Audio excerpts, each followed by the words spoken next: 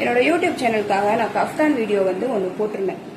So எடிட்டருக்கு வந்து வீடியோஸ்லாம் அனுப்பி அதை எடிட் பண்ணி கொடுக்க சொன்னப்போ ஒவ்வொரு வீடியோக்கும் அந்த நேம் போட்டு அனுப்புவேன் இல்லையா, அந்த கட்டிங் வீடியோக்கு கட்டிங் வீடியோ அப்படின்னு போட்டு அனுப்பிச்சிட்டேன்.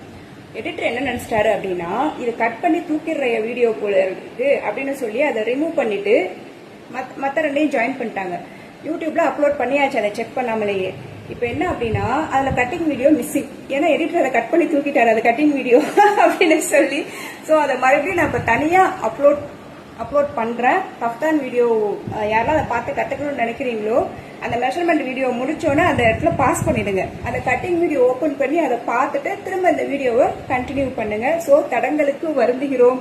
இல்லை நாங்கள் போட்டு கொடுத்த அந்த வார்த்தை மிஸ்டேக்கா இல்லை எடிட்டர் புரிஞ்சுக்கிட்ட விதம் மிஸ்டேக்கா அப்படின்றது தெரியல. ஸோ இந்த இன்டரப்ஷனுக்காக உண்மையிலே நாங்கள் வந்து அதே நம்ம சிரிச்சுக்கிட்டே மன்னிப்பு கேட்குறேன் அப்படின்னு சொல்லாதீங்க.